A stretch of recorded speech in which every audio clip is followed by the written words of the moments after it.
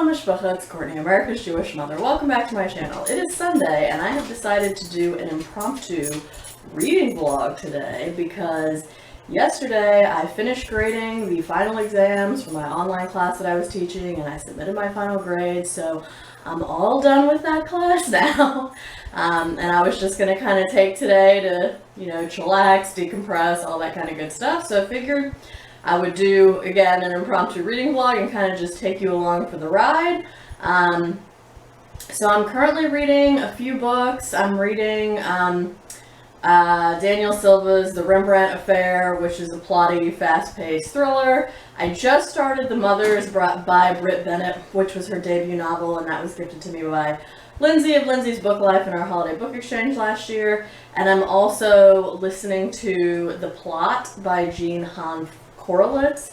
I'm about 55% of the way through that, so I'm gonna set a goal of 250 pages to read today, so we will see if I accomplish that. I'm about to take Char on her daily state approved WALK, so I'm gonna go do that and I will be back later. Okay, it's about 20 minutes after 9. We just got back from our walk. And as you can see from the way she was licking her chops, the baby is hungry. So, okay, here's your treat. Yes, a girl. Good baby. You missed one. There you go. Okay, mommy's gonna fix you some breakfast, okay? Mommy gonna fix you some nams. Okay, so Charlene is properly spoiled, so I give her some dry food, but then I also mix it with a few spoonfuls of the wet food, and this one is turkey and sweet potato, which is not one of her favorites. She likes chicken and beef, but you know what? She can still eat it, so it's fine. Gonna fix this for her, and then she will eat her breakfast. Mmm, tasty.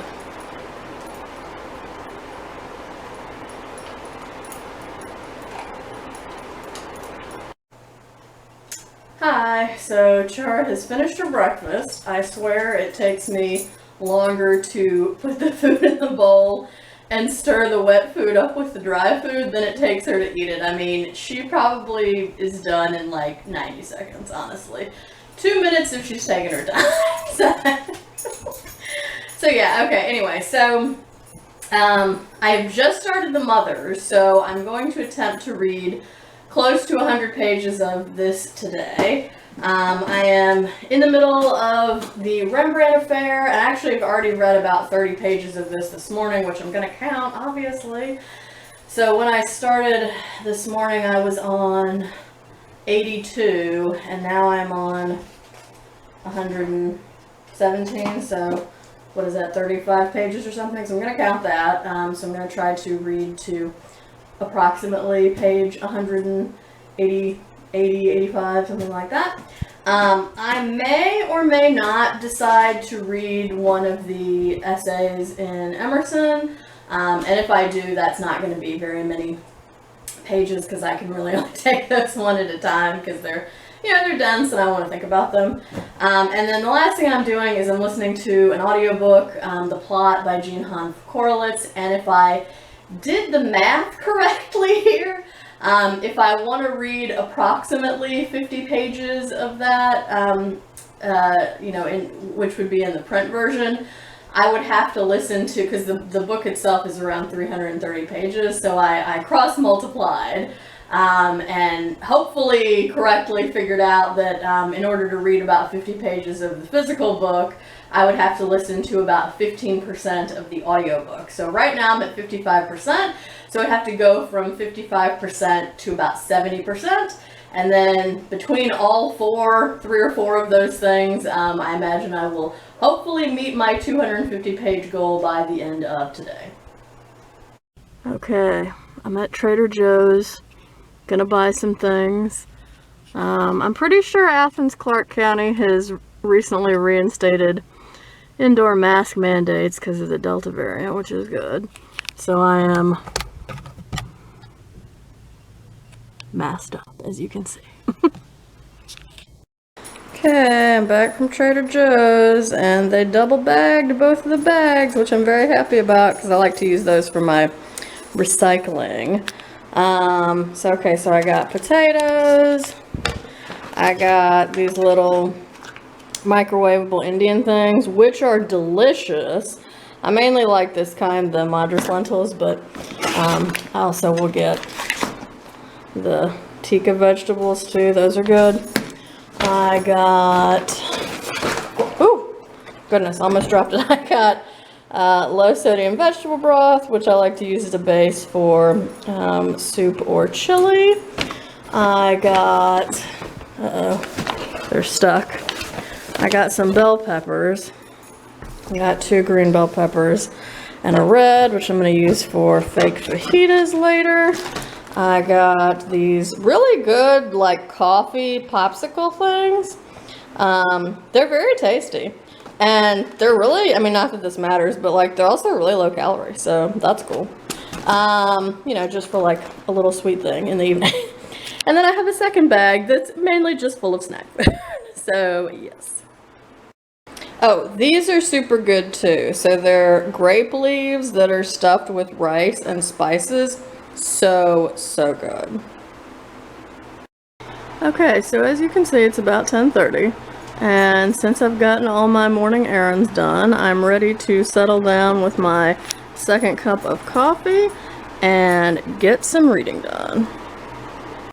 Okay, I'm about to go get my yoga on.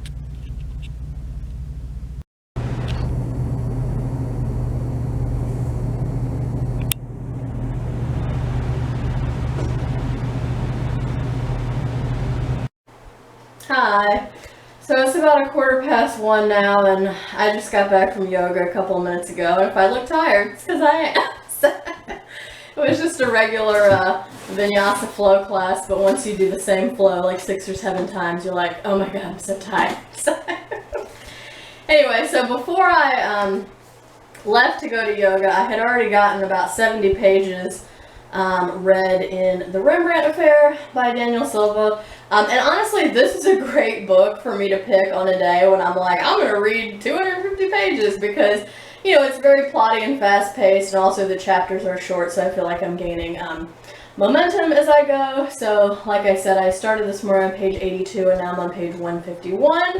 And oh my gosh, I kind of like left it on a cliffhanger because Gabriel is looking for this Rembrandt painting that was stolen from a Jewish family during World War II, and so he's on the move looking for this Rembrandt painting, and the people who have it, the guy just brought it to a restorer because the painting now has a bullet hole in it, which is a whole nother story.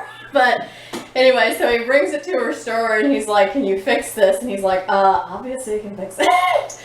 So he takes the painting out and he gets ready to do something to the back of it, and he sees something on the back of it, and he says to the guy who brought it, you better come here and look at this. And he goes and looks at it and basically is like, I think I should just roll this up and forget that I ever even saw it. And I'm like, oh my god, what's on the back of the painting? So now I'm super invested in figuring out what's on the back of the painting, which, you know, they're probably not going to let me know until close to the end of the book, but I'm going to keep reading anyway. So this is going well, and I have not made any progress on the mothers because I've been too wrapped up in the Rembrandt Affair, but I am gonna dig into this at some point, so I will check back in again a little bit later. Okay, so I've just learned what was on the back of the painting, and it didn't take as long as I thought, which I'm very happy about. So the Nazi who stole the Rembrandt painting from the Jewish family during World War II stole a bunch of things from other people as well and kept an account of all of the items and money and jewels and things like that that he procured over time. And then he hid them all in Swiss bank accounts because, of course, Swiss bank accounts. So here's what was on the back of the picture. And the list of account numbers, asked Gabriel. Where did he keep that? The list was far too dangerous to keep. It was both a key to a fortune and a written indictment, and so my father hid it in a place where he thought no one would ever find it. And then Kurt Voss, that's the Nazi guy, had used Portrait of a Young Woman as an envelope, quite possibly the most expensive envelope in history. He hid it inside the Rembrandt. That's correct, Mr. Allon. It was concealed between Rembrandt's original canvas and a second canvas adhered to the back. Char, what you looking for? You looking for a critter to chase? You gonna lay down in sun?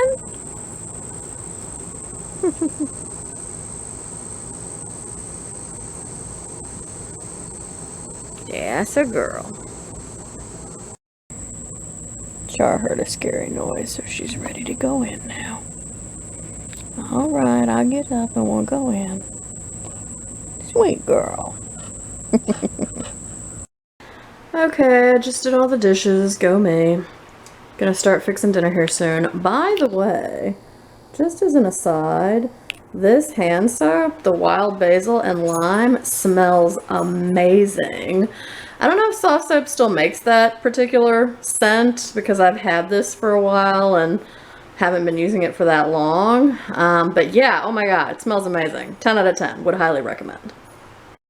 Okay, so I got my little station all ready to chop up my bell peppers. And I'm gonna listen to the audiobook of the plot while I do that. Okay, so I've got all the bell peppers cut up. I like to use 3, but you know, you can use however many you want, but I like having leftovers personally. I also traditionally use 2 green and 1 red, but again, you can use whatever colors you like. This is not a hard and fast rule. Alright, so I've heated up the oil.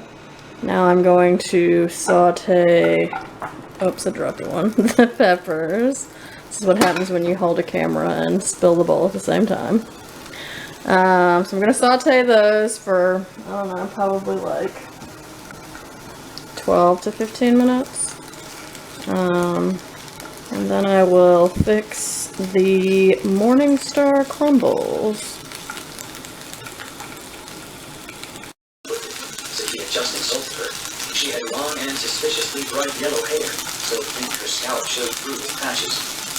Parker was the name of the guy who had it before. He died, though. Oh, that's too bad. She shrugged. Not my favorite person. Grew up here, we both did. Jake detoured to ask Sally a few of the questions she plainly wanted him to ask. Okay, so now I'm cooking the Morningstar crumbles. And to that, I'm going to add some cumin, some Mrs. Dash. I usually use the extra spicy, but Southwest Chipotle is like pretty much the same. And some minced garlic. I would usually add minced onion too, but I'm out of it right now, and I didn't want to go to the store just for that. They didn't have it at Trader Joe's. Do you believe that? So anyway, so that's what I will add, and then I'll throw some little tomatoes in there and mix it with the bell peppers, and I will show it to you when it's all done.